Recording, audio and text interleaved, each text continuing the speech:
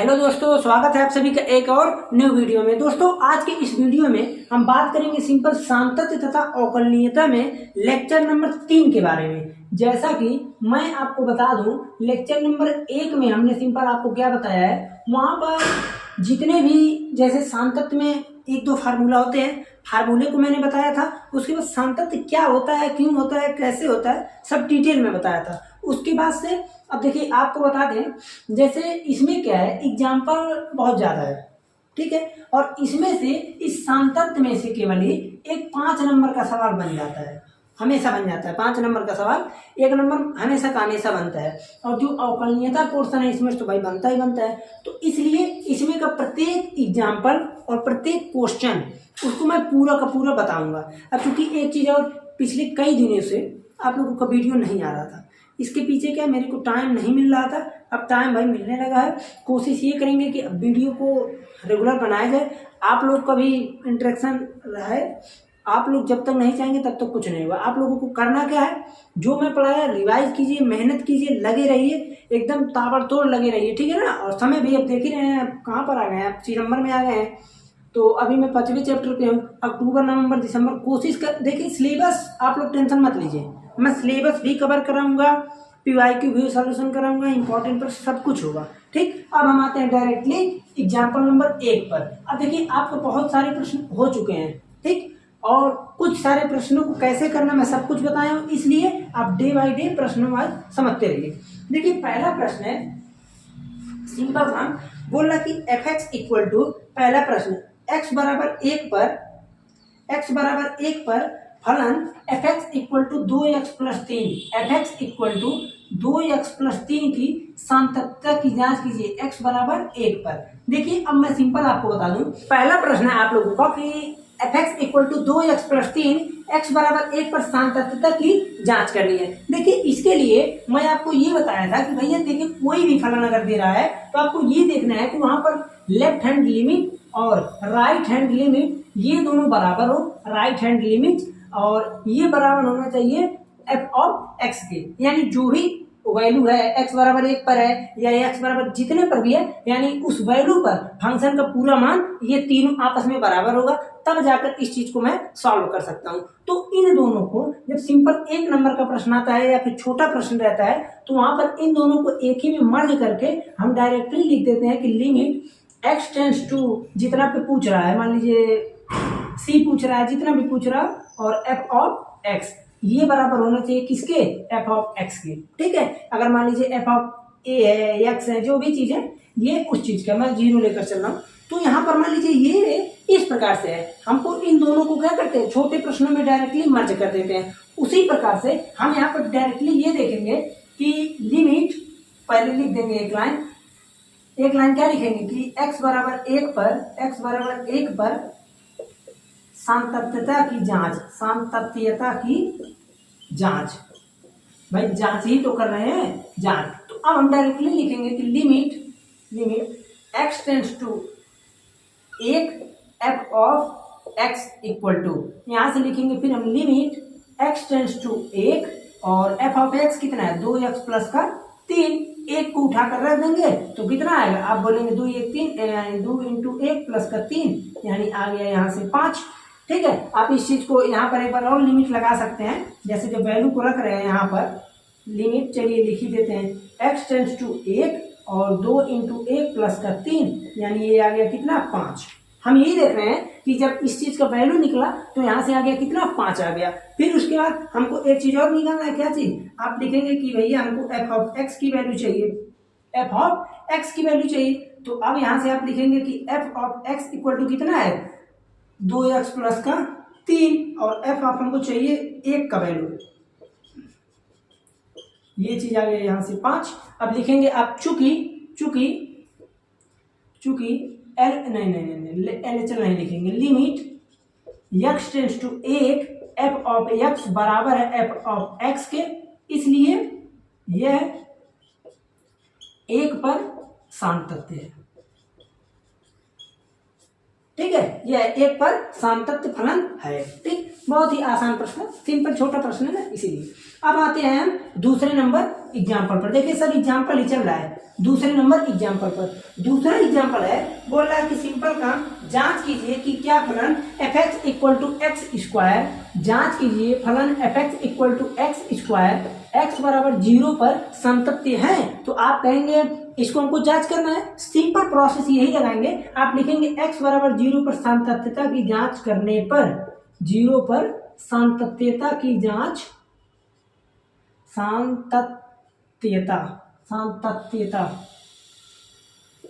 तथ्यता की जांच करने पर, जैसे समस्या क्या है, जांच करने पर। मेरा हिंदी छूट गया है, ठीक है, हिंदी में छूट गया है क्योंकि मैं कर रहा हूँ ग्रेजुएशन बीएससी, तो बीएससी में क्या है सब कुछ इंग्लिश में। अब सातत्यता मैं बोल ही ना पाऊँ जल्दी, ठीक है, कंटिन्यूटी का आदत पड़ गया है। अब यहाँ पर जब सातत्यता मैं बोलता हूँ तो थोड़ा अजीब टाइप का लगता है, ठीक है। अभी एक ही साल हुआ है, एक डेढ़ साल, लेकिन हिंदी एकदम छूटने लगा है, ठीक है, यही समस्या होती है। लेकिन एक चीज़ है भाई, इस चीज़ को मैं पहले खुद एक बार दो बार पढ़ता हूँ बढ़िया से, वो ऐसे नहीं, पहले अपना पढ़ता हूँ, देखता हूँ कि क्या चीज़ है, क्या नया ऐड करने लायक है, उसके बाद इस चीज़ को बताते हैं।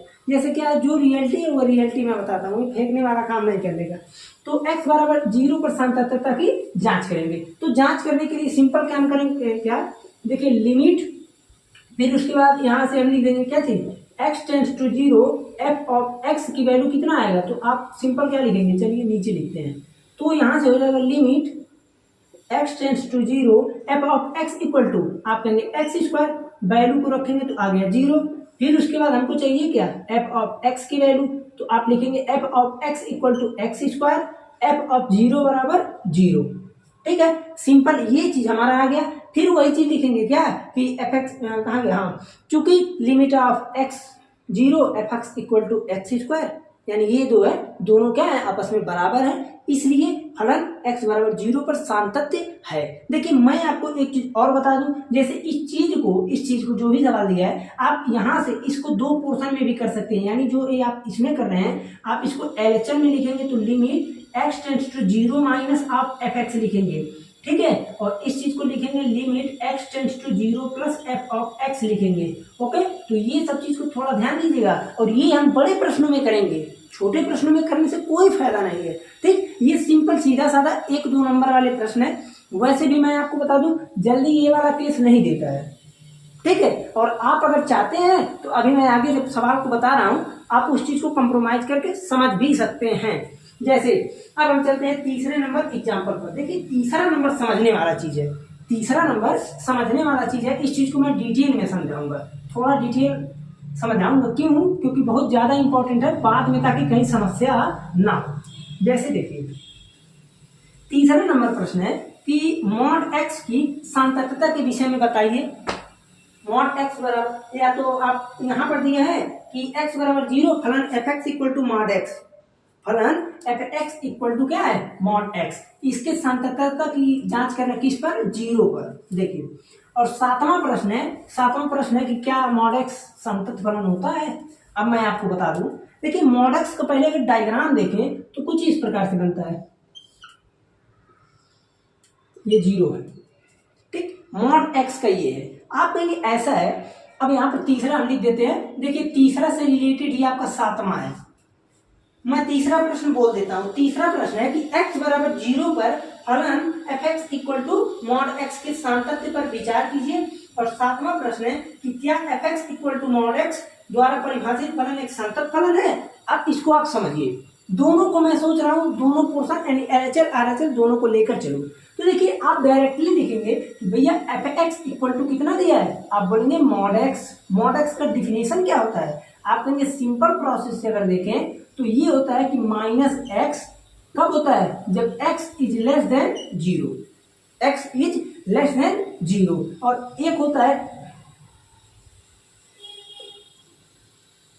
माइनस x हो गया, और यहां से आ गया x जब x is greater than or equal to 0। जैसे क्या है यहाँ पर मार्कर का कुछ हिस्सा नहीं समझ में आ रहा है, क्या हो गया है, लगता है इस बार एक्सपायरी इंक दे दिया, एक्सपायरी यानी जो खत्म हो चुका है, एक्सपायर हो चुका है।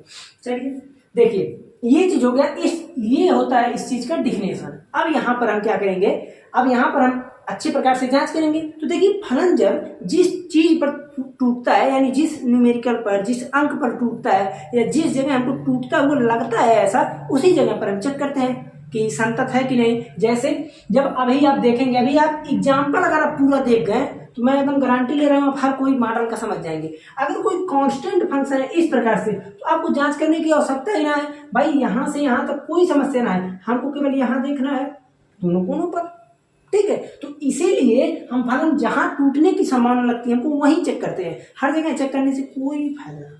आप लिखेंगे क्या कि x बराबर 0 पर सातत्यता की जांच करने पर, सातत्यता की जांच करने पर, अब यहां समझिए, देखिए LHL लेफ्ट हैंड लिमिट। अब इसको लिखेंगे क्या आप, कि लिखेंगे आप limit x tends to 0 minus f of x, ये चीज हो गया।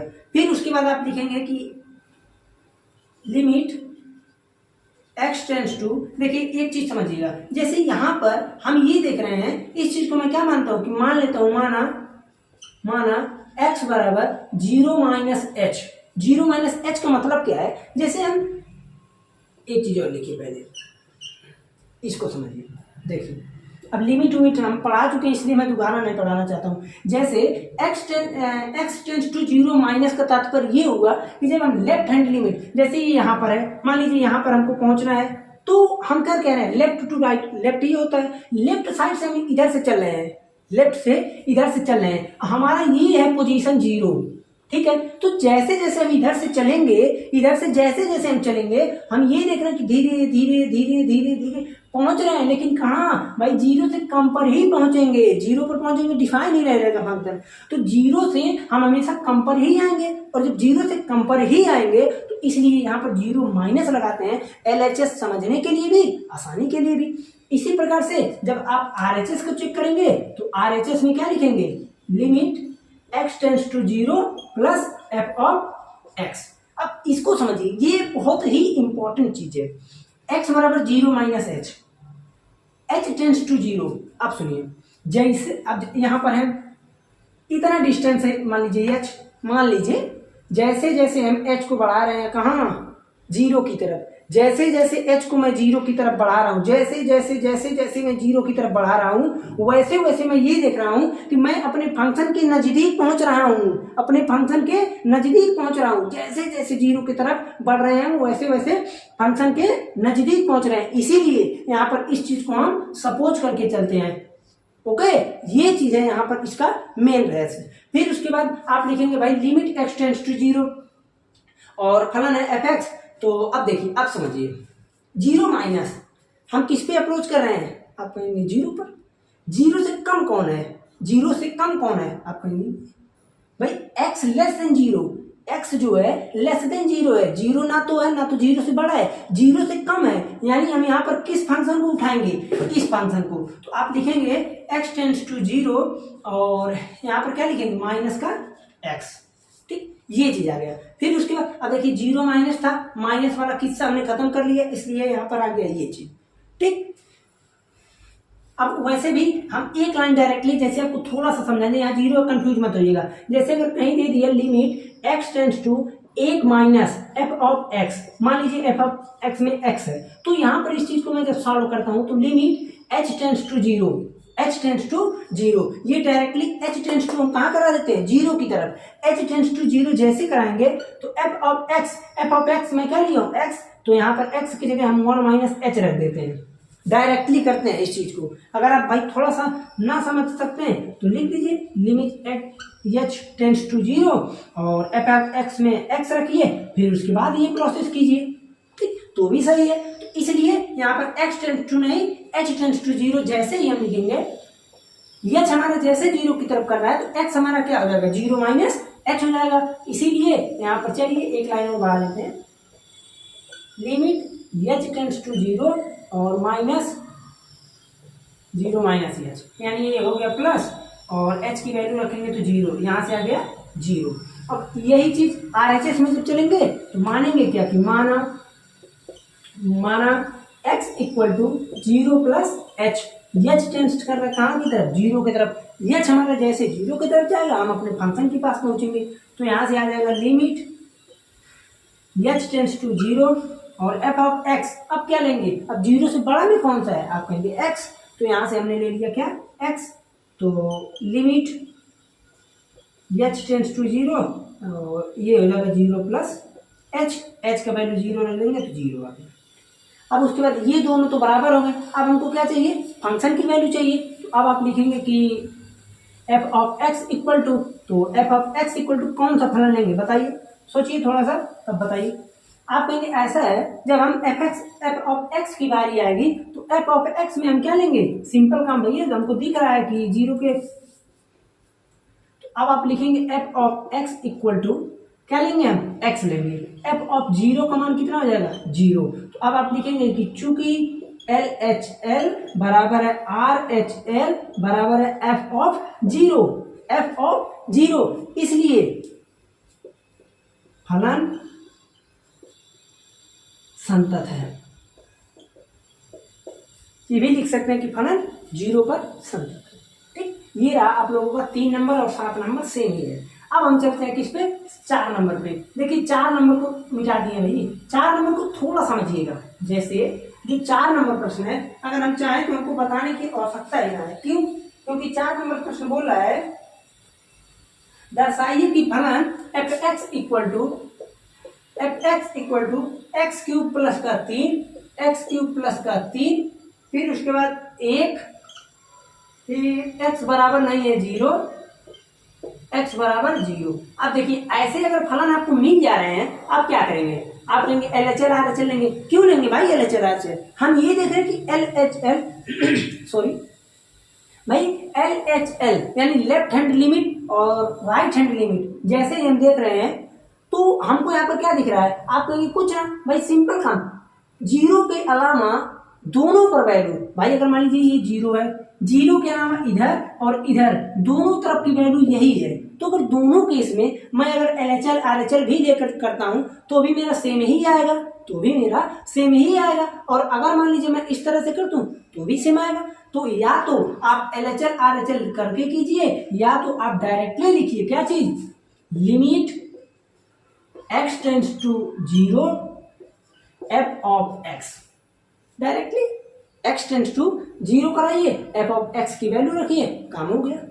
ठीक है, ये चीज यहां से आप इस चीज को कर सकते हैं, इस प्रकार से भी होगा और आप डायरेक्टली LHL RHL लेकर भी कर सकते हैं।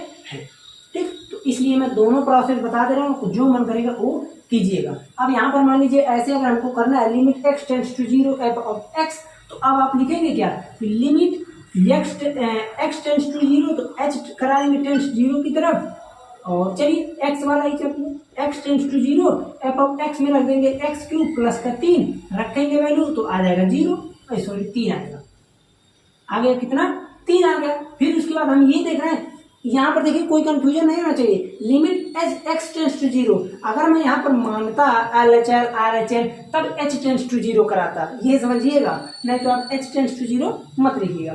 फिर उसके बाद हमको चाहिए एफ ऑफ एक्स की वैल्यू, हम ये देख रहे हैं कि एफ ऑफ एक्स की वैल्यू कितना है, आप कहेंगे 1 है, भाई एफ ऑफ 0 की वैल्यू कितना है, 1 है ना, तो ये दोनों आपस में बराबर ही नहीं है। अब ये दोनों जब आपस में नहीं बराबर है, आप लिख देंगे कि चूंकि limit x tends to 0 f of x बराबर नहीं है एफ ऑफ एक्स, इसलिए फलन संतत नहीं है, संतत नहीं है। संतत की जगह आप संतत भी लिख सकते हैं। कंटिन्यू, आया समझ में कि नहीं, सिंपल प्रश्न था। हमने ये देखा कि भाई मैं इस चीज को क्या कर सकता हूँ, या तो मैं इसमें बढ़ाकर उस प्रकार से कर दूं, यानी LHL RHL में लेकर कर दूं, या तो सिंपल प्रोसेस से कर दूं, दोनों का मीन सेम ही है। ठीक है, अब उसके बाद हम चलते हैं एग्जाम्पल नंबर 5 पर। देखिए प्रश्न को थोड़ा समझते रहेंगे तो बेहतर रहेगा। एग्जाम्पल नंबर 5 पर देखिए 5 एग्जाम्पल बोल रहा है कि उन बिंदुओं की जांच कीजिए जिन पर अचर फलन f(x) इक्वल टू k संतत है। f(x) इक्वल टू k संतत है। अब देखिए उन बिंदुओं पर जांच कीजिए, हमको बिंदु भी ना बोला, उन बिंदुओं पर जांच कीजिए जहां पर फलन f(x = k) संतत है। यही है कांस्टेंट वाला, यही है कांस्टेंट वाला। इसको मैं कैसे करूंगा, थोड़ा सा अगर मैं दिमाग लगाऊं तो मैं ये बोल सकता हूं कि कोई भी कांस्टेंट फलन अगर है, कोई भी कांस्टेंट फंक्शन है तो हमेशा का हमेशा वो क्या होता है, आप कहेंगे कंटिन्यूअस होता है, यानी संतत होता है। इस चीज को मैं प्रूव कैसे करूंगा ये समझना है। तो यहाँ पर आप लिखेंगे क्या चीज, देखिए मान लीजिए मैं लिख दिया 5, मान लीजिए ये संतत है। आप बोलेंगे बिल्कुल है। मान लीजिए हमने लिख दिया x = 5, तो ये y अक्ष के पैरेलल में 5 में ऐसे हमेशा बढ़ता रहेगा, हमेशा संतत है, कभी खत्म ही ना, कभी समस्या ही ना। मान लीजिए कोई पॉइंट हम एक ले लिए C, हम इसी पर जांच कर ले रहे हैं। अगर कोई एक पॉइंट पे जांच कर लिए सही आ गया तो ठीक है, हर जगह सही होगा, अगर नहीं आया तो गलत है। तो इसलिए हम यहाँ पर ऐसे सभी फलनों में जहां कुछ भी ना दिया रहता है तो वहां पर मैं हमेशा का हमेशा C मानकर कर देते हैं।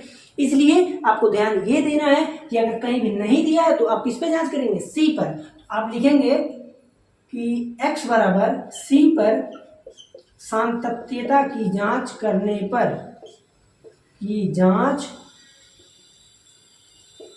करने पर, ओके। जब हम जांच करेंगे यहाँ पर तो हम ये देख रहे हैं कि हमको क्या दिखेगा। अब LHR RHR लेंगे तो भी बात वही है, नहीं लेंगे तो सिंपल प्रश्न करिए। कैसे लिखेंगे आप, लिमिट x टेंड्स टू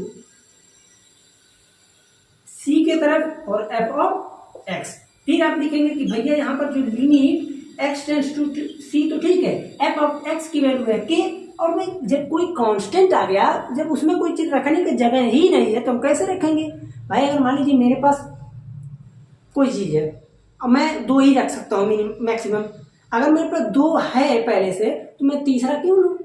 तो उसी प्रकार से अगर कोई कांस्टेंट है, जैसे हम ये बोले कि f(2) की वैल्यू कितनी होगी, मान लीजिए x है तो f(2) की वैल्यू 2 होगा, ठीक है। ये x था, चूंकि ये वेरिएबल था तो इस चीज को मैं अलग अलग वैल्यू रख रहा था। अगर मैं बोलूँ कांस्टेंट हो, हम बोले f(x = 5), x की जगह आप कुछ भी ढकेल के रख दीजिए 5 ही तो आएगा। अगर भाई आप x की जगह कुछ भी रख दें तो वैल्यू हमेशा 5 देगा। इसीलिए यहाँ पर जब हम C कुछ भी ले लें, कुछ भी रखें, हमेशा का हमेशा हमको क्या मिलेगा, कांस्टेंट k ही मिलेगा। उसी प्रकार से आप लिखेंगे f(x = k), f(c) = k। अब आप क्या लिखेंगे, चूंकि limit x tends to C, f(x) = किसके, f(x) के, इसलिए x = C पर फलन संतत है। आया समझ में, बहुत ही आसान प्रश्न था, हमको बताने की ज्यादा आवश्यकता नहीं थी। अब हम चलते हैं 6 नंबर एग्जाम्पल पर। देखिए ये सब प्रश्न बहुत ही आसान है, इन लोगों को जल्दी जल्दी खत्म कर देना चाहिए। देखिए आते हैं किस पे, 6 नंबर प्रश्न पे। जो 6 नंबर प्रश्न है, बोल रहा है कि सिद्ध कीजिए कि वास्तविक संख्याओं के लिए, सिद्ध कीजिए कि वास्तविक संख्याओं के लिए तत्समक फलन f(x) = x, f(x) = x, ठीक है। वास्तविक, प्रत्येक वास्तविक संख्या के लिए संतत है। अब देखिए हमको वास्तविक संख्या के लिए संतत दिखाना है, ठीक है। तो अब उसके बाद हम कोई अपना मान लेते हैं वास्तविक संख्या, तो वही काम, कुछ ना दिया है, वास्तविक संख्या C मानिए। तो अब लिखेंगे क्या कि x = C पर संततता की जांच करने पर, सातत्यता की जांच करने पर, किस पे जांच करना है, x = C पर। और आप पहले भी एक लाइन में डिनोट कर सकते हैं कि जहां C क्या चीज है, जो क्वेश्चन में बोला है, यानी C क्या चीज है यहाँ पर, तो वास्तविक संख्या। C एक वास्तविक संख्या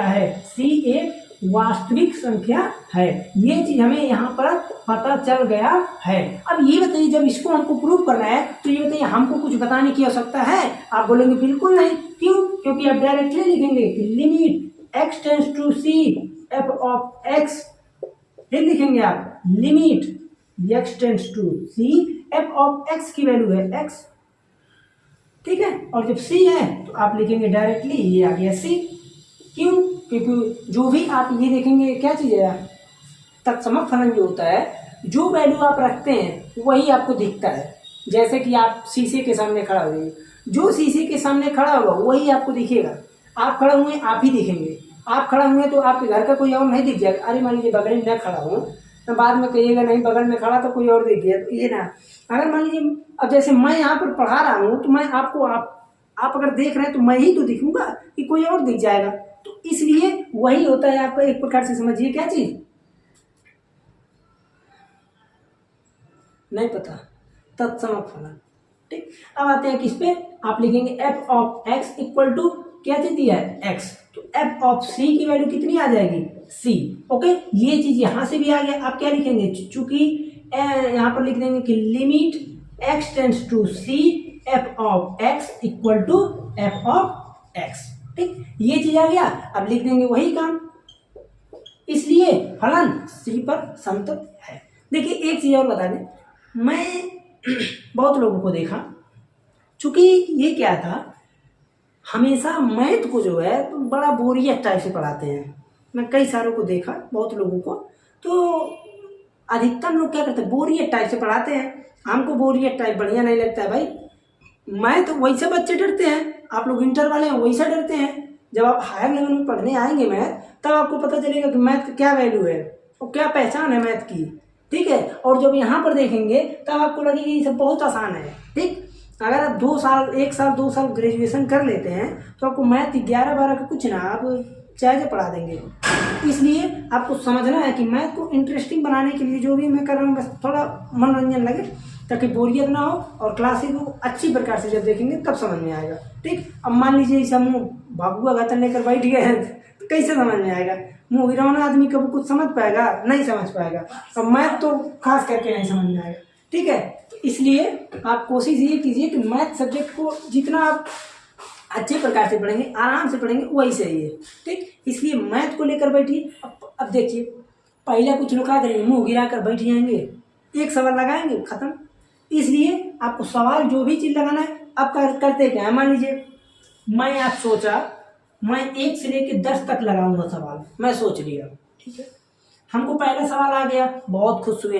दूसरा सवाल नहीं आया, बंद करके कॉपी किताब रख के चल गए सोने। ऐसा नहीं करना है। अरे दूसरा नहीं आ रहा, 2 बार पढ़े नहीं आ रहा, छोड़ दो।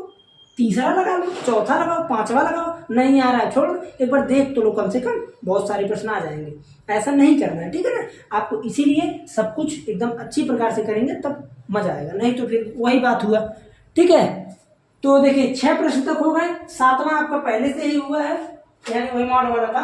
अब हम आते हैं 8वें प्रश्न पे। अब देखिए 8वां प्रश्न जो है, 8वां नंबर प्रश्न है कि सिंपल काम। 8 नंबर प्रश्न क्या दे रहा है भैया, 8 नंबर प्रश्न ये बोल रहा है कि F x equal to x cube minus x square plus का 1। ये बताइए, ये जो है इसके सांतत्य पर विचार कीजिए। अब देखिए एकदम ध्यान से समझिएगा, ये बोल रहा कि फलन x cube minus x square plus 1 इसके सांतत्य पर विचार कीजिए। अब देखिए हमको बताने की आवश्यकता नहीं पड़नी चाहिए। अगर भाई ये चीज है और इसके सांतत्य पर विचार करना है तो बताइए क्या चीज हम करेंगे। आप कहेंगे डायरेक्टली कोई हम सी अंक मान लेंगे। भाई कोई एक अंक हमने सी मान लेंगे और उसी सी को लेकर हम आराम से एकदम समझते रहेंगे। यानी हमको हर हाल में सी मानना पड़ेगा क्योंकि कुछ दिया ही नहीं है। तो आप लिखेंगे क्या कि x बराबर सी पर सांतत्यता की जांच कर लेते, देख लेते हैं। x बराबर सी पर सांतत्यता की जांच करने पर मैं आपको एक चीज और बता दूं, ये सब फलन हमेशा के हमेशा संतत होते हैं। क्यों होते हैं अभी आप खुद देख जाएंगे। भाई जैसे ही हम x बराबर सी पर जांच करेंगे, अब ये बताइए यहाँ पर आप LHL RHL लेकर करने जाएंगे, LHL RHL को इसमें कहीं पर आप लाएंगे, आप कहेंगे बिल्कुल ना। भाई जो चीज आसानी से हो रहा है हम कठिन क्यों करें। तो इसलिए आप डायरेक्टली क्या करेंगे, लिखेंगे limit x tends to c f of x, limit x tends to c f of x कितना है x cube minus x square plus का 1। तो यहां से आ गया c cube minus c square plus का 1। ओके। और फिर जब हम निकालेंगे f of x equal to, तो f of x equal to x cube minus x square plus का 1। अब देखिए, अब लिखेंगे f of c equal to c cube minus c square plus का 1। ओके। अब आप क्या लिखेंगे, वही काम, चूंकि limit x tends to c f of x बराबर है किसके, एफ ऑफ सी के। देखिए अगर मैं कहीं एफ ऑफ एक्स ही लिखा रहा होगा तो आप ध्यान दीजिएगा एफ ऑफ सी के बराबर होता है, यानी जो भी फंक्शन है उस वैल्यू के मान पर पूरा बराबर होने चाहिए, वैसे चाहे जो नहीं। ये दोनों आपस में बराबर है, नहीं बराबर है। यहाँ पर एक्स है वेरिएबल, यहाँ सी है, ठीक है, इसलिए एफ ऑफ सी रखेंगे। ओके, ये ध्यान दीजिएगा। तो अब आप लिख देंगे इसलिए फलन संतत है। यहां से आप कुछ समझ पा रहे हैं कि कोई भी बहुपद फलन हो, बहुपदी फलन हमेशा संतत होता है। अभी आगे ये प्रूव करेंगे कि कोई बहुपदी फलन प्रूव कीजिए संतत है, तो फिर हम वही करेंगे, a x square b x plus c मानेंगे। भाई उसका समीकरण तो मानना पड़ेगा ना। अगर हमें लाइन में ही दे दिया, अब जैसे दे दिया कि प्रूव कीजिए 5 संतत है, क्या करेंगे, मान लीजिए बोल दिया कि 5 संतत है, प्रूव कीजिए, कैसे करेंगे। तो इसी को तो मैं अभी पीछे पढ़ाया हूं कि प्रूव कीजिए कि कोई भी अचर फलन हमेशा संतत होता है। तो आप मानेंगे क्या, x बराबर सी पर जांच कर लीजिए। जब सी पर जांच करेंगे देखेंगे आप हर हाल की स्थिति में 5 ही आ रहा है, इसलिए ये ऐसा होगा। ठीक है ना, ये रहा आप लोगों का प्रश्न। अब उसके बाद आपको एक चीज और हमको बताना था। चलिए एग्जाम्पल नंबर 9 देखते हैं, कितना टाइम हुआ अभी, 32 मिनट। एक यही लास्ट है एग्जाम्पल नंबर 9। इसको थोड़ा जैसे देखिए, अगर थोड़ा ड्यूरेशन नहीं बढ़ाएंगे तो आप लोगों का भाई समस्या होगा, ठीक। और वैसे भी मजा से पढ़ेंगे आप लोग, हमको पता है बोर नहीं होगा कोई भी लड़का। देखिए 9 नंबर बोल रहा है f x equal to 1 upon x, f x equal to 1 upon x, 1 upon x, f x equal to 1 upon x. और क्या दिया है, कह रहा है कि x बराबर नहीं है 0, x does not equal to 0 द्वारा परिभाषित फलन f के सामतत्य पर विचार कीजिए। इस पर हमको सामतत्य का विचार करना, क्या होगा, कैसे होगा, क्यों होगा। अब देखिए यहाँ से कुछ आपको और एक चीज निकालेंगे निष्कर्ष, इसीलिए थोड़ा टाइम देंगे इसमें। जब आप इस चीज को थोड़ा गौर करेंगे तो आप ये देखेंगे कि ऐसा है, हमको कुछ ना दिया है, 0 पर डिफाइन नहीं है, पहले बोल दिया है, 0 पर डिफाइन नहीं है, पहले बोल दिया है। तो यहां से आप कहेंगे ऐसा है, हम ये देख रहे हैं कि सी पर जांच करते हैं, यानी सी पर हम जांच करते हैं। तो यहां से आप अगर सी पर जांच करें तो फिर वही लिखेंगे कि x बराबर सी पर सामतत्यता की जांच करने पर, सामतत्यता की जांच करने पर, मैं देख रहा हूं इसमें जांच करने पर, ये चीज हो गया। अब यहां से हमको क्या करना है, इसमें एक बार मैं ये आपको बताना चाहता हूं कि अगर आप इसमें लिमिट LHL RHL लेकर चलेंगे तो भी ऐसी कोई बात नहीं है, आप उस तरीके से भी कर सकते हैं, ठीक है। तो वहां पर जैसे आप अगर LHL RHL लेकर करेंगे तो भी हो जाएगा, और इस चीज से करेंगे तो भी यहाँ पर हो जाएगा, ठीक है। अगर मैं मान लीजिए सी पर जांच कर रहा हूं तो मैं ये देखा यहाँ से कि यहाँ पर मैं क्या देखूं, अगर मैं रखूं limit x tends to c f of x equal to कितना आएगा, आप बोलेंगे limit x tends to c f of x की वैल्यू 1 अपान x। तो यहाँ से आ गया लिमिट, नहीं डायरेक्ट रखिए, वैल्यू आ गया 1 अपान सी। फिर हम क्या करेंगे, हम लिखेंगे f of x equal to 1 upon x, f of c equal to 1 upon c. अब लिखेंगे क्या कि चूंकि लिमिट एफ ऑफ एक्स, चूंकि limit f of x x tends to c बराबर है किसके, एफ ऑफ सी के। तो यहां से हम बोल देंगे इसलिए फलन सी पर संतत है।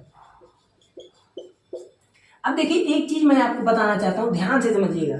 जैसे अगर आप थोड़ा गौर करें, आप ये देखेंगे कि भैया अगर मैं 0 पर डिफाइन क्यों नहीं है, 0 पर डिफाइन क्यों नहीं है, तो आप क्या चीज देखेंगे, आप ये देख रहे हैं कि अगर मैं मान लीजिए 0 की तरफ जैसे जैसे इंक्रीज कर रहा हूं, जैसे जैसे 0 की तरफ इंक्रीज कर रहे हैं, मेरा फलन कहाँ भाग रहा है, इनफाइनाइट की तरफ।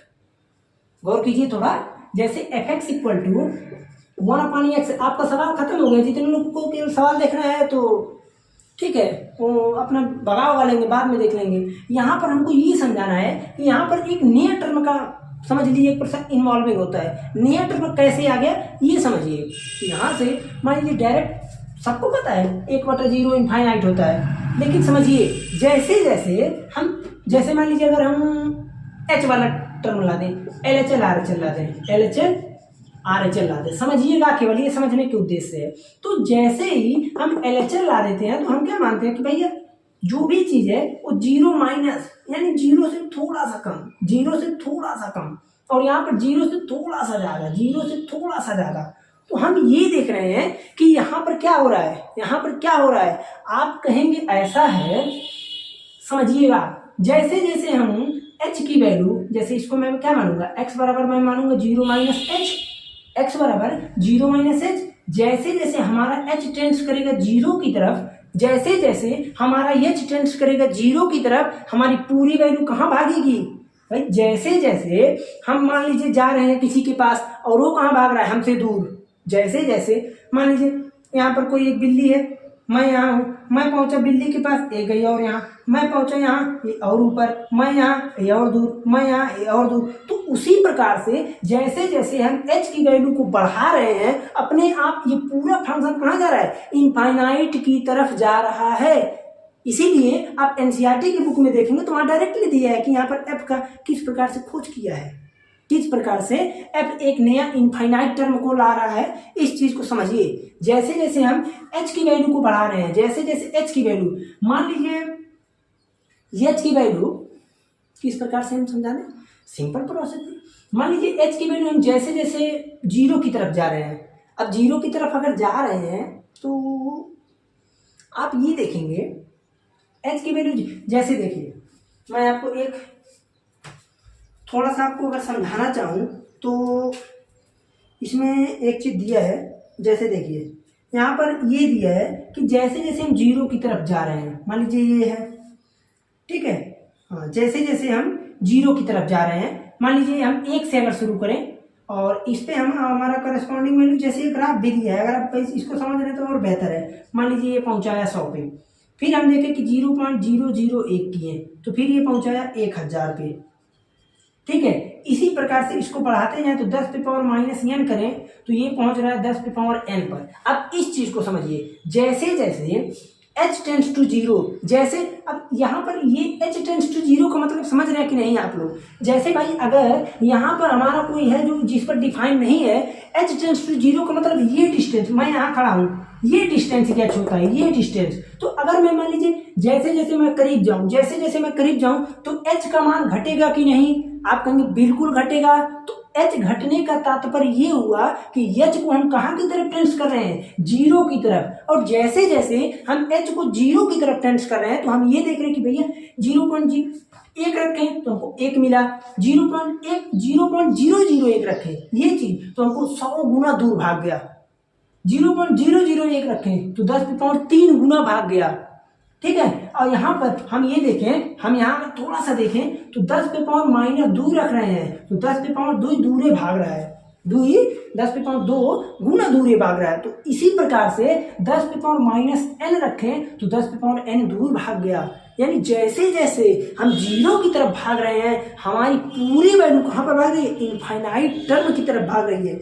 इसीलिए यहाँ से देखिए यही सिंपल काम, यहीं से इस चीज से क्या निकला है, ये एक प्रकार से इनफाइनाइट टर्म को डिफाइन किया है। ये चीज यहाँ ही बताना चाहते थे सवाल के माध्यम से। ओके, ये चीज हो गया।